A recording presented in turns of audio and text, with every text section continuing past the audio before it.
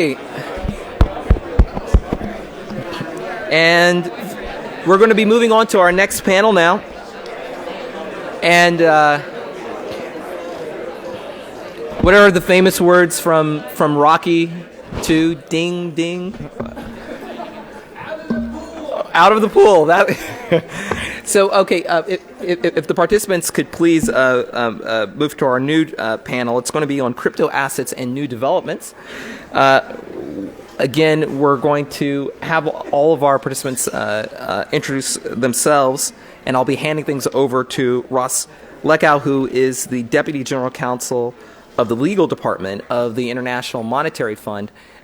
This is Fintech Week, but the first 2 days are focusing on crypto assets, and it's hard for me to not state enough, really, the amount of work that Ross has been doing and working to coordinate with the International Monetary Fund, both for today and for tomorrow, to really ensure a global outlook, and they've been real partners in the process. So, Ross, thank you very much, and I'll hand the panel over to you. Thank you very much, Chris. It's a great pleasure for me to welcome you here to Georgetown Fintech Week and this panel on new developments in crypto assets. As Chris mentioned, I'm Ross Leckow. I'm Deputy General Counsel in the Legal Department of the IMF. It's also the pleasure for the IMF to co-host with Georgetown's Institute of International Economic Law today and tomorrow's sessions on fintech. We'd like to thank everyone here at Georgetown, but particularly Professor Chris Brummer for making this event happen. I have to say that fintech is a topic of growing importance to the IMF. Given our mandate to promote the stability and effective operation of the international monetary system and the global financial system underlying it, our interest in this area should be rather obvious. And this is also a subject of great attention amongst our 189 member countries across all regions and all levels of development, who are looking at the great potential, but also the risks associated with some fintech applications. It's for this reason that we now have a very active program of research and publication, outreach to the industry, and direct engagement with our member countries. And 3 weeks ago now, we, with our colleagues at the World Bank at our annual meetings in Bali, Indonesia, launched the Bali Fintech Agenda, which is really the first effort, I think, at least we think, to put together a comprehensive framework of issues that policymakers in countries need to think about when they're considering how to approach fintech. And a particular focus of our work has actually been crypto assets. It's been a topic of discussion in our two first policy papers on fintech, and also a number of blogs and speeches by our Managing Director, Christine Lagarde. We're focused on the potential that crypto assets have to make the global financial system more efficient and effective, but also the risks that they pose, particularly to financial integrity, money laundering and terrorist financing, and other types of financial crimes. Our panel today will focus on recent developments in crypto assets and the implications they hold for the financial system of the future. It goes without saying that things in this area are moving very, very quickly as the crypto asset market is growing and more crypto assets are being marketed and sold in the financial system. To discuss this question, or these questions, we have assembled, I think, a panel of very distinguished experts on crypto assets. And it's my pleasure to introduce them to you now. To my far right is Mr. Ryan Zagone, who is Director of Regulatory Relations at Ripple, a technology company that is enabling the next generation of global payments. To my immediate right is Desiree Dickerson from Lightning Labs. Desiree is head of operations there, and Lightning Labs is building an open protocol layer that leverages the power of blockchains and smart contracts to make cheap, fast, private transactions available around the world. To my immediate left is Josh Swihart from Zcash. Josh is Vice President of Marketing and Business Development and is responsible for all commercial activities at Zcash. And to my far left is Peter van Valkenburgh from Coin Center.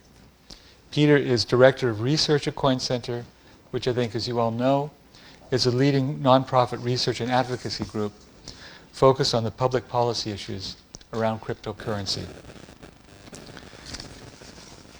The format for our session today is designed to encourage an open and interactive discussion amongst the panelists and with the audience.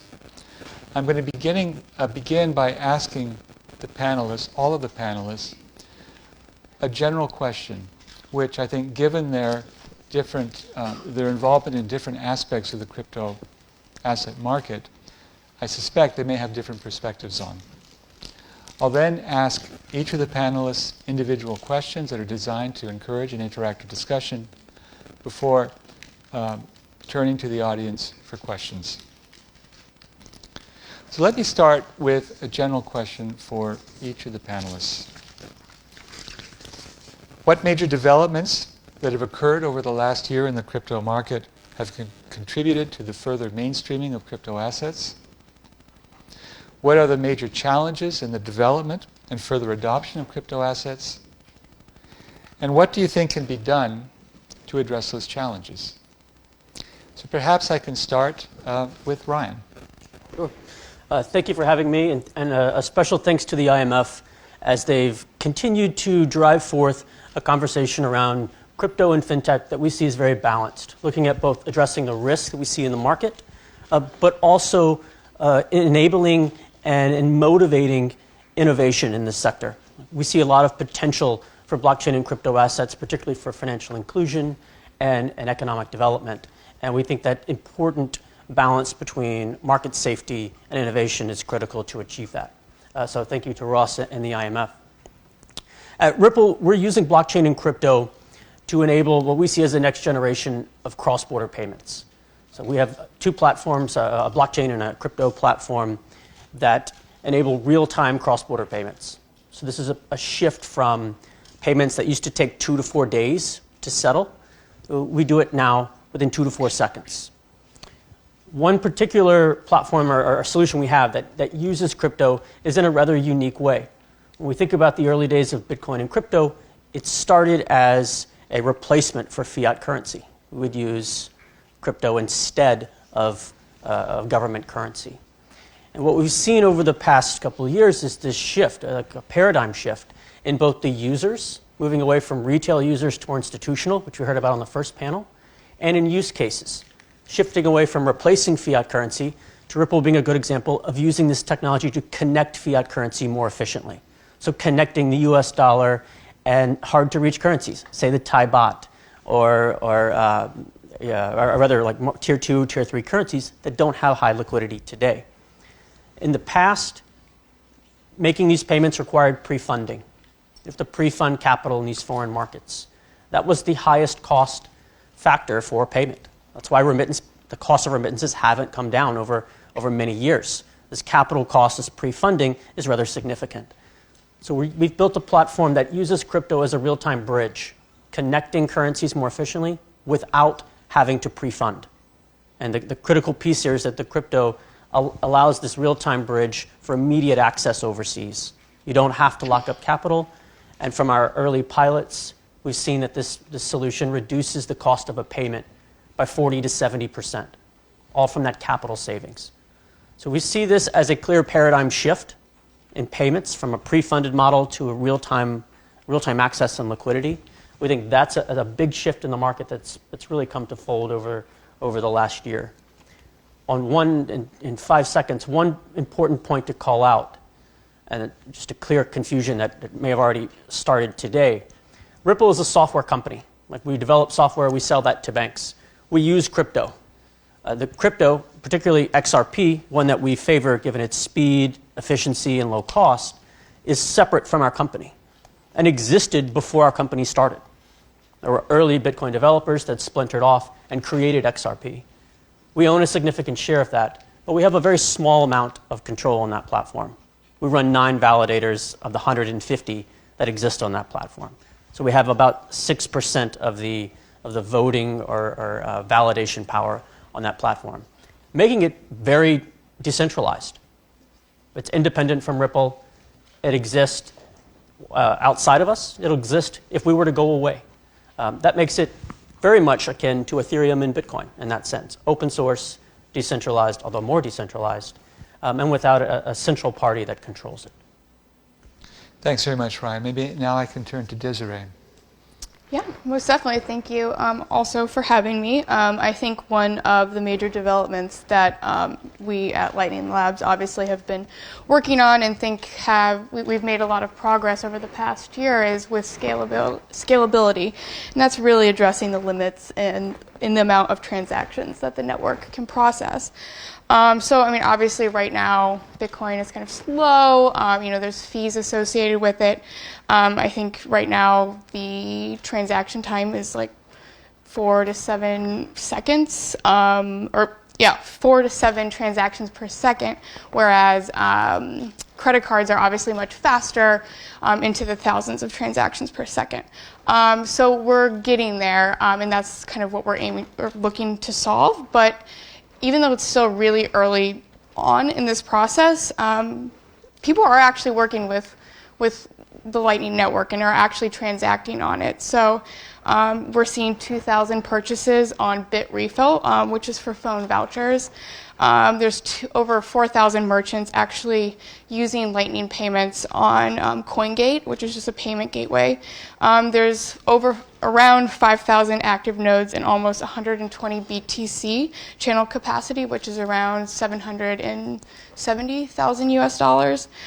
So I think 2018 was definitely a year of everyone kind of thinking about scalability. And it wasn't just on Bitcoin. I mean, there's, people are working on it on Ethereum and EOS, and I'm not as familiar with those. But I think scalability was really what I think there were a lot of developments in. But in terms of major challenges that you had asked, I think the big thing for us is really the usability piece. Looking forward next year, and we've started really addressing this with some of our products. Our desktop wallet, which is still on testnet, is just absolutely beautifully designed, very intuitive to use. And I don't think that we're seeing that in a lot of the products that around crypto assets. So I think that's something that needs to be pushed out in the next year, and that's kind of where we're looking forward. And I think that's going to be something that is one of the biggest challenges, that if we start addressing that, we'll see a lot more adoption. Thanks very much. Josh. Also, thank you for having me. One big change I've seen in the last year is the t-shirt to suit ratio at crypto conferences. I've never seen so many at a crypto conference. Which way is it going? Yeah, I don't think I've been in a room with so many suits in my life. But I'm not from DC, so I don't know. Certainly, we've seen a massive price decline over the course of last year, and that has coincided with a decrease in the volume of transactions. But the industry is moving at actually an incredible pace. If you kind of look away from just price, and actually what's happening with technology and with investment. So we're seeing a massive amount of inflow and investment in technology companies, and a lot of them spinning up. We saw just a couple weeks ago, Coinbase raised another $300 million. We're seeing incredible technical innovation that's happening where people are heads down doing work. So in the case of Zcash, we just recently released some of the most advanced, maybe the most advanced cryptography in the world, and we've operationalized it so that it's not theoretical, it's actually in the wild and working. These are amazing breakthroughs that don't necessarily hit the mainstream press because the price has been kind of going down over time. Although I think last month the crypto market was more stable than the S&P in terms of volatility. So we'll see. And we're also seeing the advent of other things like stable coins and things like that are pegged to the US dollar. I think in terms of challenges, everything is just so new, right? So in the early days of the internet, there were tools like Gopher and Usenet and things like that that people had to use in order to make use of that network. And it wasn't until the 90s that we had browsers that made usability really possible, as Desiree alluded to, as being a challenge. And so the Bitcoin white paper is only 10 years old. These technologies, like Zcash is now 2 years old. So it is very, very young. But it's not just the technology that's young. We're trying to still figure out what this thing called money is, and how it works, and how it can evolve. Because the early adopters of cryptocurrency were just speculators, and that's largely the traffic that's there today, right? It's speculative asset. But believe that as speculation increases and more liquidity comes into the market, which, by the way, some of the big players like Galaxy and Cumberland and folks like that are now launching crypto funds or in trading desks all around the world. Cumberland just launched one in Singapore. Galaxy is launching one in Japan, and putting together significant financial infrastructure to allow us to build liquidity such that it can become a viable store of value, kind of the digital gold that we talk about. And I believe that once things kind of stabilize as it relates to that, along with usability, along with clarity around regulation, along with some other kind of technology advances like scale and security, that this has the potential to be a medium of exchange, and maybe eventually move to a unit of account. But I think we're just at the kind of the headwaters and just the beginnings of what's to come. Thank you very much. Peter. So when Ross and I were talking about what I could contribute to this discussion, we talked about how we have excellent panelists who are dealing with usability, who are dealing with scale, who are coming from companies working on privacy. To my mind, and I sort of gave it away in my comment on the last panel to Angela Walsh's very useful but provocative remarks, I wanted to focus on decentralization. What do we see developing in this technology with respect to shifting power and also minimizing power within these networks? What are the challenges ahead? So I have a short list. I'm going to gloss over these things real quickly, and feel free to either ask questions once we're there, or maybe it'll spur a debate. But a few things. Mining centralization for proof-of-work cryptocurrencies like Bitcoin and Ethereum today. One thing that's worth noting to a lot of people who aren't native to the technology, when we talk about a powerful miner, we're usually talking about a pool, which is a person who runs a server that a lot of other people connect to. And those other people, they might know that person, or they might not know that person. They might just connect to that server. And they donate their proofs of work to that person running that server and say, hey, I'm giving you some of the work that you'll use to mine the blocks on the network. I would mine myself, but I'm so small that if I just sent my computer mining for a long time, it would take me far too long to earn any real returns. So I'm going to give you, pool operator, my work. You'll combine it with work from people all over, and together we'll mine blocks more frequently than any of us would on our own, per se, and it'll smooth out the economic returns to this activity. So why is that worth noting? It's worth noting that when you see a headline that says such and such has 30% of the hash power on the Bitcoin network, you're usually talking about a pool operator. And that means that the people donating their work to that pool can leave. They can choose to withdraw their work from the pool operator if the pool operator seems to be behaving in a way that might be characterized as an attack on the network. Now, this is still a problem, though. And the real problem here is that the pool operator is the one who's deciding which transactions to put in the block that is constructed from the work of all the people who are providing proofs to the pool operator. So that gives them the power to refuse to put transactions in a block, and it potentially gives them the power even to put transactions in a block, move many transactions down a few blocks later if they have a dominant power on the network for that full amount of time, put a transaction that would seem irreconcilable with the other one that was previously publicly announced because they reorganized the chain. So that's too much power. We shouldn't have pool operators who are capable of choosing which transactions to put in the blocks that are constructed from the work of people who donate their power to that pool operator. What's a good solution for that? Well, there is an excellent solution that's being worked on by a number of Bitcoin Core developers and others, wherein if you're donating your work to a pool, if your work ends up being the work that cracks the block, you, the person submitting work to the pool, choose which transactions to put in, not the person who is operating the pool. So this, in a fundamental way, changes the assumptions of power within mining. And we can get into more detail about that. Hopefully that made some sense to you. Now people contributing their small amounts of work to the pool get to choose which transactions to put in, not the pool operator with an amalgamation of all the work that they're being given. Obviously this is a very complicated issue, but this I think underscores the fact that decentralization is a word that's too often used as a way to just gloss over these highly technical details. But there are real technical details, some of which are actually fundamental to improving how we minimize power and trust in these networks.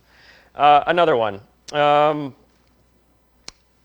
is proof of work. Ethereum today is proof of work GPU-based as opposed to ASIC-based, although they're developing application-specific integrated circuits that will be able to, that do today mine Ethereum as well. Is proof of work the end-all, be-all? Not necessarily. So it's the system that's worked for 10 years with Bitcoin. It's an amazing proof of concept. Ripple uses what I like to call, I haven't heard people at Ripple calling it this or at XRP. I like to call it a social consensus mechanism where people who run the actual nodes that use the network choose their set of validators. That's still open in my mind because everyone who runs an individual node can choose which validators they want to trust, and it becomes sort of an open democracy, if you will, for validation. Interesting, different consensus mechanism with different trust assumptions built in. Proof of stake is another perceived solution to mining centralization. This idea that instead of asking to participate in the creation of blocks, instead of asking people to burn electricity and to solve this hashing function, we'll simply say, prove to us the rest of the network, that not that you've solved a math equation, but that you have a certain amount of the cryptocurrency traveling on the blockchain. Prove to us that you have a stake.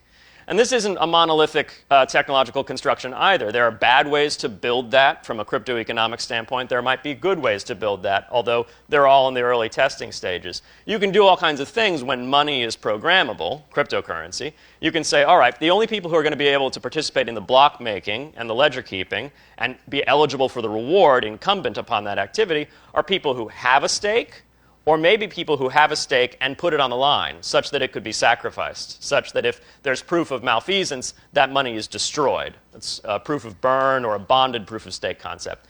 So Ethereum's probably the network chugging along with the most value in it, at least, that is scheduled, at least, to undergo a massive shift in how the consensus works, from proof of work to their Casper project, which is their proof of stake project. It's going to be very interesting to see what happens with respect to that in the next 2 years, because it's going to be a large shift, and we'll have different trust assumptions with decentralization.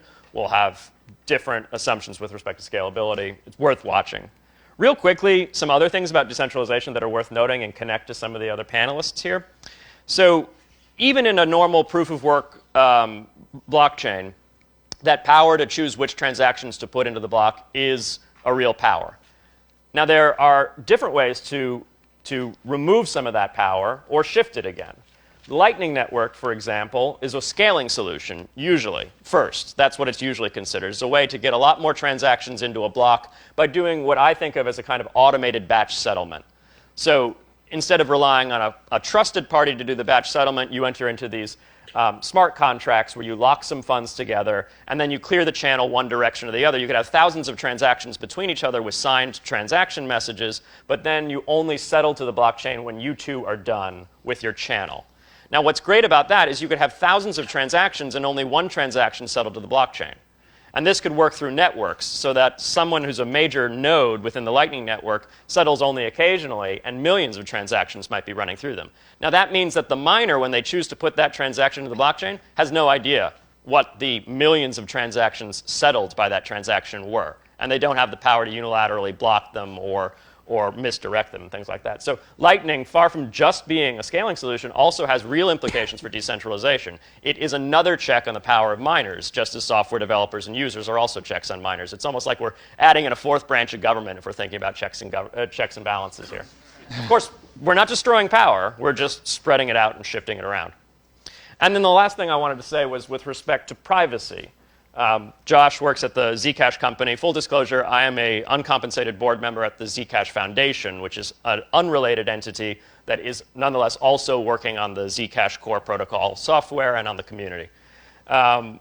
So what does privacy have to do with decentralization? Something quite fundamental. If you're using this highly advanced cryptography that Josh was talking about with respect to the new Zcash release, Sapling, if you're using ZK snarks or other cryptography to mask salient details of transactions from the larger public, such that people can have privacy when they transact on these networks, and by the way, also potentially retain information that could be subpoenaed by law enforcement. So these aren't just tools for criminals. These are tools for personal privacy when it's warranted, and then disclosure of personal information when it's warranted, i.e. with a warrant. Anyway, if you're using these types of transactions, in Zcash they're called shielded transactions, in Monero they're just the general flavor transaction, and there's several other networks, your miner, aside from others in public, will not necessarily know who's transacting with how much money. So again, the miner is then doing something much more rote and algorithmic. They are validating a zero-knowledge proof, or they are validating a ring signature in Monero. They don't know anything about what's going on in there. They're just performing a function that is the minimum necessary to guarantee the network's basic trust assumption. They're proving, in the case of zero knowledge proofs with Zcash, that this was a transaction that happened that didn't counterfeit any Zcash. It didn't increase or decrease. It didn't increase the supply of Zcash and inflate the currency. They don't prove or learn anything else about the transaction, like who made it and how much and between which parties. So it, again, takes power away from the miners. What they're doing is something so rote and algorithmic that their discretion is effectively destroyed. Is this a silver bullet? Absolutely not. But these are things I think a lot of people don't think about. They think Zcash is just a privacy tool. The Lightning Network is just a scalability tool. Consensus mechanisms are something you discuss in a weird, dorky room in MIT. All of these are really vibrant and rich topics, and there's a lot to discuss as far as how things have changed over the last 2 years and what's coming. And a lot of them relate to how we shift power around in these networks, not out of a desire to remove ourselves from regulation, more often than fact, but actually out of a desire to eliminate the need for it. If you have large trusted parties, you need strong regulations. If you have fewer or more and less powerful parties, you probably still need regulation. We still regulate the internet, but we regulate in a very different way than we regulated the 4 major television broadcasters back in the 1950s. So anyway. Actually, thank you very much for that, Peter. Your last point, I think, is an excellent segue into our next question, which I'll pose to Ryan. Ryan, you've been doing a lot of work in the cross-border payment space, including working closely with regulators and regulations around the world and helping develop the market for cross-border payments using crypto assets. So, from your perspective, how is the crypto asset market for cross-border payments evolving? But more particularly, what is the role that regulation and regulators are playing in this development? Are they helping? Are they hindering? And what more can be done in this space? Yeah, thank you. I don't agree, and I don't agree with Peter's comments here that the effort of this whole sector is to eliminate regulation or make there not be a need for regulation. I just suggested minimizing it. As I said, we still regulate the internet. We just regulate it differently than the big 4 television stations that came in the 1950s. Okay. From an institutional perspective, regulatory certainty is a prerequisite for adoption. And as we've talked about today and in several other panels, there is a shift into the institutional sector. So regulation becomes critical there. It's regulatory clarity becomes critical there. What we're seeing internationally, so we have 100 clients covering a majority of the current highly traded currencies in the world today. These are real transactions that are happening. We're seeing a recognition globally that blockchain and crypto will play a critical role in future infrastructure for payments. How? It's still uncertain. But that it will play a role has become pretty clear. So there's become a race to provide that regulatory certainty to give countries a leg up. I sense there's a recognition that the future of finance is not guaranteed to be in the US anymore, but rather there is a global race to take that crown. You're seeing it in countries like Singapore. You're seeing it in the UK, which just last week laid out a multi-pronged effort to provide regulatory clarity for blockchain and crypto. You're seeing it in countries like Abu Dhabi and Thailand, who have created holistic frameworks for crypto to provide guidance on market activity, internal controls at companies, the type of licensing and risk management that needs to take place for institutional adoption. And some of these places, Abu Dhabi is leaning in because they want to be a leader in the Middle East. Thailand initially started from a place of concern about consumer protection, but moved to a place of recognizing there's potential. We need to have that balance between risk and innovation. Where we're at so there is a global race. You see it on payment infrastructure. For a long time, the U.S. dollar has been the global reserve, and the U.S. has been a primary player in that payment infrastructure. I think now that people are competing. And we heard a second ago from was it Josh about the early days of the internet. Countries are competing using the same play from our playbook. Like the U.S. won the internet race. We won it by putting forth holistic policy that covered electronic commerce and gave U.S. companies the leg up. Like that framework became globally adopted and it's still used today. So that leadership in the U.S. led us and gave us a competitive advantage. So that the major internet companies globally are U.S.-based. That was a key win that was policy-driven. And these other countries are taking that same approach now. A holistic government framework that's multi-pronged, it's multi-regulator, that's creating that regulatory certainty. I guess, Ryan, sometimes we fear a race to the bottom, but what you're describing is actually a race to the top. It's a race to holistic, clear, strong regulation that protects markets, ensures market integrity and consumer protection, but also balances innovation.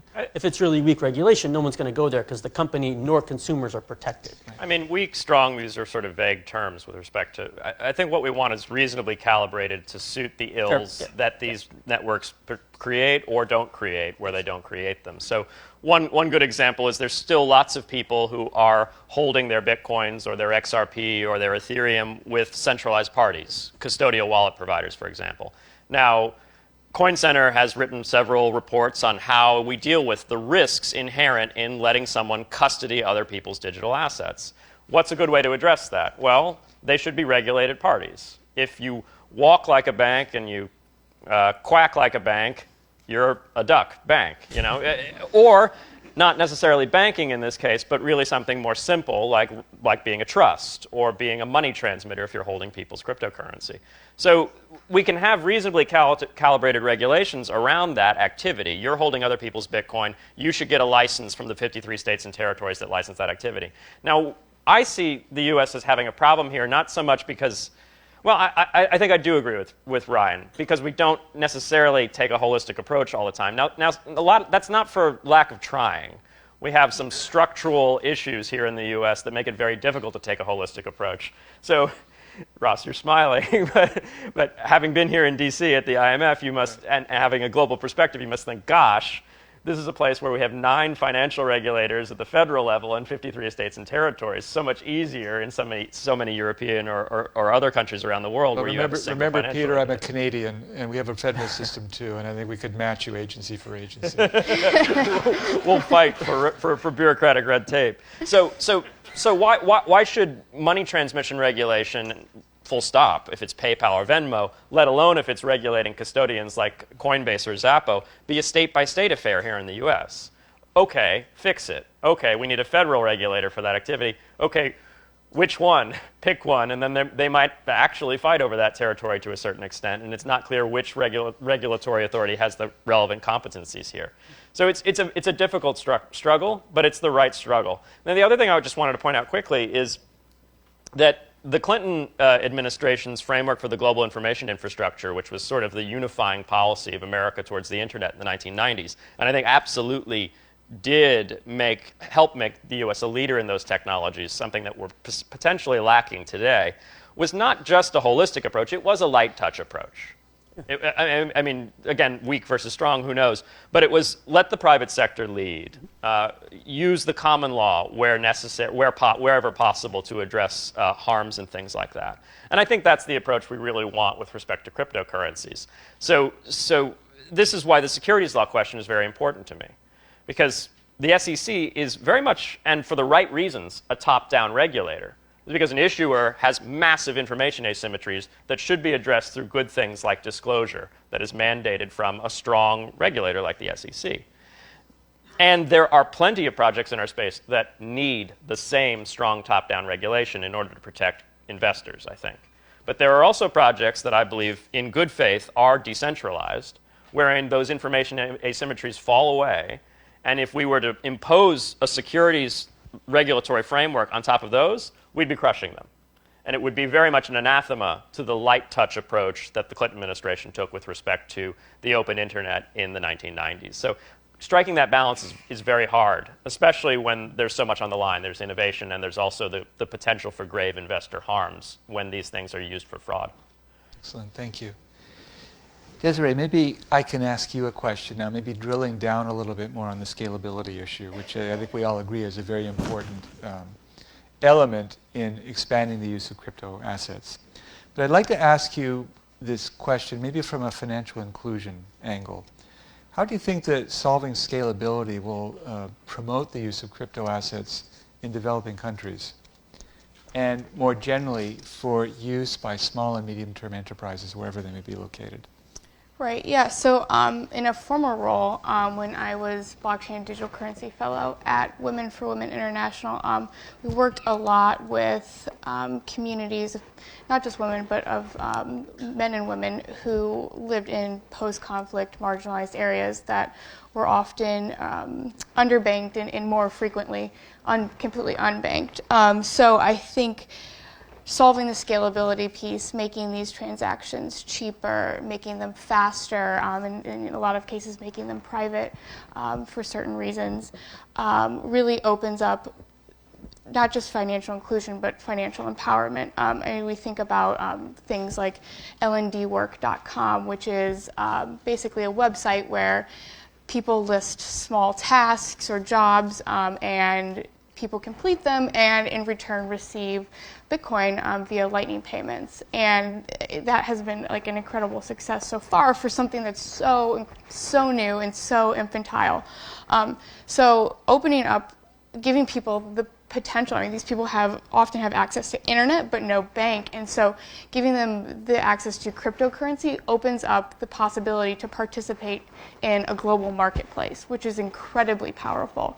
And we found a lot of these individuals who can't sell their goods in their communities or outside near their communities, that they could actually do so in a global marketplace, through different resources available via the internet. So I think that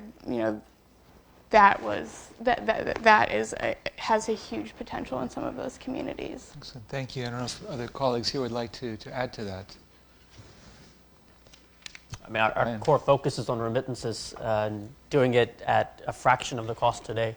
So we're seeing that work directly in line with where we're at. Thailand to Japan was our first, or Japan to Thailand was our first remittance corridor. We've seen volumes double month over month since that's gone live later last year. We're just seeing rapid growth there. And one of our key partners, Santander, has a global remittance service built and underpinned by Ripple that does real-time remittances between 5 currencies today, expanding out over next year as well. We're seeing a key focus on how the technology can enable financial inclusion, which we see as a core positive here. I think to add on that, you also see, some of these South American exchanges, people are already using Bitcoin for store of value and, actually transacting in places like Venezuela. And so solving the scalability piece just further enables those people to use this great innovation to have some type of livelihood. And, the further that this scales, the faster it is, the easier it is for these individuals to use. More people are just going to start using it. So some of these places, I think it can be a complete game changer. And then I think when you start thinking about censorship and you get into the privacy piece, which is I'm not an expert at, that just becomes a really interesting facet to the whole thing. Thank you very much, Desiree. Maybe turning to Josh now. Zcash has brought to the forefront the issues of privacy and transparency and security. And the desire that users have for privacy many cases for legitimate reasons, but perhaps in a few cases for less legitimate reasons. So I'd like to ask you, in facilitating the wide-scale adoption of the crypto assets, do we need to draw a balance between privacy and security on the one hand versus transparency on the other, in circumstances, for example, where regulators may wish to know, what's going on with particular transactions? And if so, how do you do that? How do you draw the balance?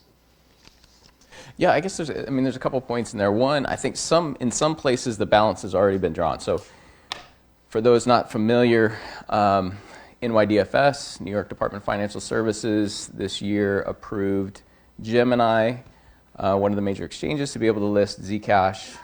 And in NYDFS's press release started or gave a summary of why privacy was important, why it was an important fundamental right. So I think as regulators get more and more educated, I think we'll see more of that kind of thing, although there still is that fear, right? It's the classic narrative of if criminals get a hold of this, and they do, they're going to use it for drug trafficking, and they're going to use it for funding terrorism, or they're going to use it for laundering money. The reality is, if we go back to that internet analogy, back in the 80s, a technology came out called PGP, Pretty Good Privacy, to allow for encryption of data over the web. And the NSA came out and they said this is no good because it's going to be used by terrorists and drug dealers and other people, and it's not something that we can control. And so they actually, I think there was a lawsuit even of somebody that was trying to distribute PGP. So we fast forward into the 90s.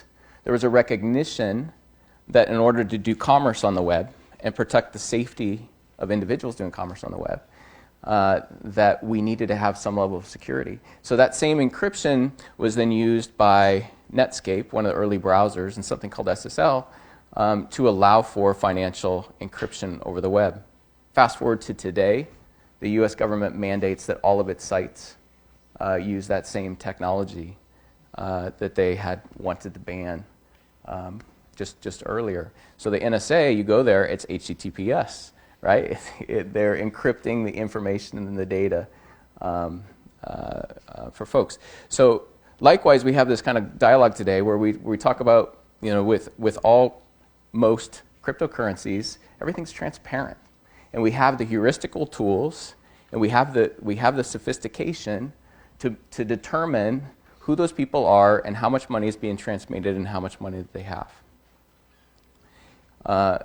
We believe that actually, rather than regulators tolerating privacy, that regulators ought to embrace privacy. So you have these third-party intermediaries like Gemini, and we have people transmitting money in and out of those exchanges. And if Gemini is KYC AML compliant, along with kind of these regulatory controls that need to be there in order to be able to support this. Right now, if I transfer money, the US government can see it, foreign governments can see it, bad actors can see it. Everybody can see that information, and that puts the safety of the individuals using that at risk, we believe. So instead, we actually believe that regulators ought to mandate that those transactions be encrypted, because in complying with KYC AML, the government can have access to information through those exchanges, but foreign governments can't see that information and use that information to manipulate citizens. And bad actors can't do that, putting the safety of people at risk.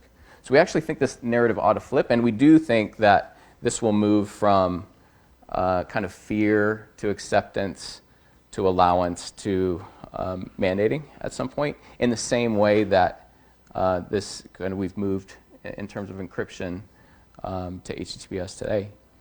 But just to make it personal, if you think about what that means, right? So if I asked you to take out your cell phone and open up your bank account, and I'm going to open up my cell phone, and I'm going to open up Twitter, and I'm going to ask you to read me your account information and all the transactions that you've had, right? Would you do it? What does that expose? And even if you're not fair, you're saying, well, we live in this a country where it's not so bad and we want to give up some privacy.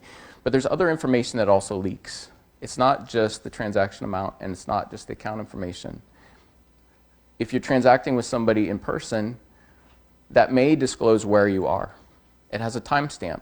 It may disclose what time you're there. It may disclose these patterns, and then it puts you at risk. So again, just really believe that it's actually in the best interest of the safety of citizens, certainly in the U.S., but worldwide, to, again, not only embrace privacy, but really to mandate it with some of these frameworks. And as Josh was saying, exchanges that are now trading privacy-protecting cryptocurrencies, the vast majority of them, especially if they're here in the U.S., are Bank Secrecy Act regulated institutions. And I think that's surprising to a lot of lawyers in this space. They think, well, gosh, a BSA regulated institution can't deal in Zcash or Monero. It's simply not true. They can and they do. The obligations of a Bank Secrecy Act regulated institution are to know their customer. There aren't any black letter law requirements that says you can't deal in assets that don't have a full public registry, because such a requirement would be categorically absurd, because banks don't have a full public registry of where all the assets are. And banks for centuries have dealt in paper notes, in cash, which are far more anonymous even than Zcash. Despite the best efforts of cryptographers, there's still a blockchain that may have some data in there that could be mined to understand transactions. With cash, you'll need a camera on every street corner and clairvoyant knowledge of everyone's back pocket or wherever they keep their wallet to know the distributions. But banks have dealt with cash for centuries. One interesting potential area for where there could be some imbalance or where there could be some policy making done here is banks, with respect to cash transactions, have to file currency transaction reports, CTRs, for any transaction over $10,000. At the moment, there's no digital CTR requirement. So these BSA-regulated exchanges, they have to file SARs, but they don't necessarily have to file CTRs when someone takes out $10,000 worth of Bitcoin from their account. Maybe a digital CTR makes sense in order to just have parity with cash. But parity is what we're really seeking. We're not necessarily looking for an anarchist revolution here. We're just looking for a sensible, light-touch application of existing rules to these fantastic new technologies, hopefully for the benefit of human dignity and privacy. Peter, drilling down on policy a little bit more, from your perspective, for the industry to develop into a really mature marketplace with, a wide range of service providers, offerings, and products, what role do you think policymakers should be playing now? Sort of what's missing that you would recommend? I don't think there's that much missing. It's just not always satisfying to the community how these things necessarily have to unfold.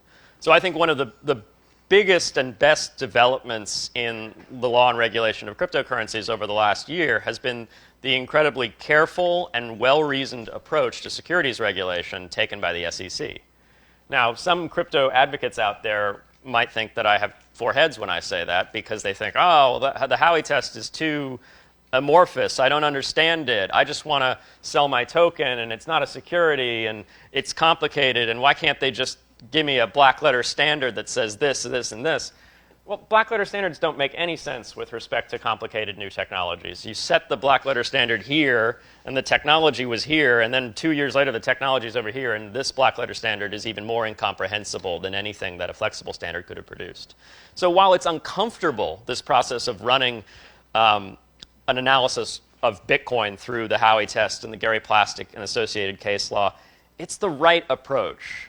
We have these great old doctrines, some of them from 70 years ago dealing with orange cases, that actually they get at the heart of policy matters. Asymmetric information. Disclosure would address that. Is there asymmetric information? Is there reliance on somebody who has that asymmetric information? You can run that through with Bitcoin. You can run that through with Ethereum. And the process is going to be messy in a kind of common law way, but it's an advantage, I think, in a country like the US where we have these common law type legal reasoning mechanisms in place. And I think that's what has to happen. It's not going to lead to the clear results immediately that a lot of people in the technology space might want, but it'll lead to the right results and if applied gently and with compassion, which I think the SEC has actually done over the last year, it's the regime that we want. Thank you very much. We have a little bit of time for questions from the audience, so I'd like to invite you now to come up. There are microphones here. May we ask you to identify yourself before you state your question? Sure. My name is Jim Angel from Georgetown University. The proof of work required from Bitcoin 1.0, if you look at the current hash rate, is over 5,000 megawatts. That's the equivalent of 5 Chernobyls running 24/7.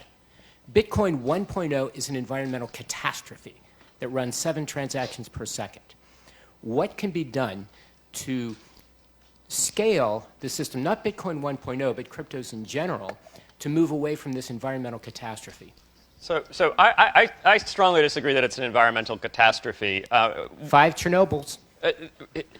There's 50 well, first of all, Chernobyl blew up and destroyed land in Eastern Europe because of radioactivity. People running normal nuclear or normal power plants that don't blow up are what we're talking about here. Carbon dioxide pollution. So right, CO2 Global is an warming. issue. Aluminum smelting consumes a massive amount of electricity, something on the order of I believe 8 to 9% of the total global electrical usage is aluminum smelting. Now, your Mac unibody construction, is it worth that? I don't know. And you might say Bitcoin's just not worth it. Now, that's fine. If you just don't think Bitcoin's worth the electricity because you don't like Bitcoin or because you don't recognize it as a real technological innovation, that's a discussion. But the mere fact that it consumes electricity isn't necessarily automatically an environmental catastrophe.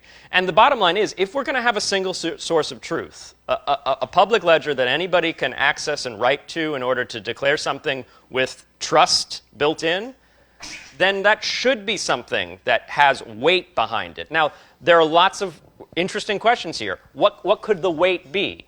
Could the weight be who you choose as your validators in the case of Ripple's consensus mechanism and how the globe decides to choose their validators? Is that the right weight? Is it something that we're trust? The weight might need to be electricity, burnt. The weight might need, as in Bitcoin, the weight might need to be proof of stake, which is people actually putting their cryptocurrency on the line and provably sacrificing that in a similar way to how they provably sacrifice electricity. These are very complicated and hard questions, but condensing it down into this rhetoric of catastrophe is not, I don't think, a suitable way to find the answers.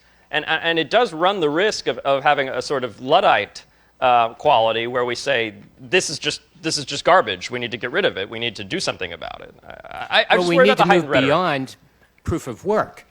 So I don't know. Maybe not. Maybe with the current proof of work, you could have millions of transactions, and 5 nuclear power plants could power millions of transactions because they're batch settled using the Lightning Network to the same proof of work Bitcoin blockchain. That is a scaling solution that has real chops, real, I think, possibilities of success, we'll see, and would still involve a fair amount of electricity consumption, but it wouldn't scale linearly. It would scale vastly sublinearly with use of the network. So you could have perhaps millions of transactions with the same amount of electricity used today.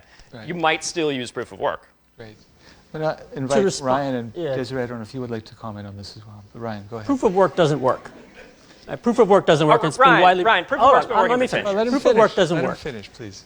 And in the early days of Bitcoin, there was a whole group of developers that broke off to create other assets, XRP being one of them, that doesn't use mining, that's cheaper from an energy perspective than Visa, and already scales to 1,500 transactions a second.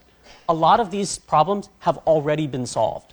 The challenge for adoption comes back to policy. The policy uncertainty around some of the assets has limited adoption, particularly here in the US. And I'm speaking from Ripple and XRP because we use that asset because it's a half a cent per payment. It's basically free. It scales and it's efficient. It's 1,500 transactions a second at nearly no energy burn. So we're at a point today where there are real solutions to all of these challenges that already exist. Policy has become the challenge. And we heard on the first panel that around centralization on China, and this is going to be a hard pill for Peter to swallow.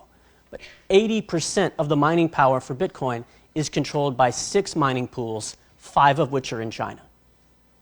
Today, the policy certainty in the US exists for Bitcoin and Ethereum, despite the fact those are China-controlled platforms. So activity goes to those platforms. What we need to do from a policy perspective in the US is look at the places where there are uncertainty. And one place, I'm speaking directly for me here, is XRP, where it looks like Bitcoin. It's decentralized, it's open source. We have 7% of the validation power on that, rather small in there. Grouping or giving clarity to those ones that are very similar to Bitcoin and Ethereum, that have the same characteristics and should be classified the same way. And then we're creating a level playing field across all the cryptos. I'm not anti-Bitcoin or anti-Ethereum by any means. I think there's a lot of great potential and breakthrough there. But we need to have a level playing field so the market can pick which ones they want to use and not be, as today they are, hindered by regulatory uncertainty. And to be clear, I agree with Ryan that we need more regulatory clarity about more cryptocurrencies. And to my knowledge, the way XRP and its network are constructed seems to fit the bill from a decentralization standpoint.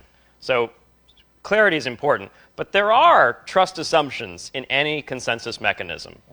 Proof of work-based consensus mechanism, proof of stake-based, a social consensus model, as I think of Ripple's, and they're all unknowns right now. So to say that we definitely have the solution and we definitely don't need proof of work, I think is a dangerous exaggeration. There could be liabilities in these other mechanisms, just as there are liabilities in proof of work. We have time for one quick question. We have 1 minute left to go before we finish. Any further questions? Great. Then please join me in thanking our panelists, Ryan, Desiree, Josh, and Peter. It was a fantastic discussion. Thank you very much. So we'll just take a 15-minute break and then head into our next session.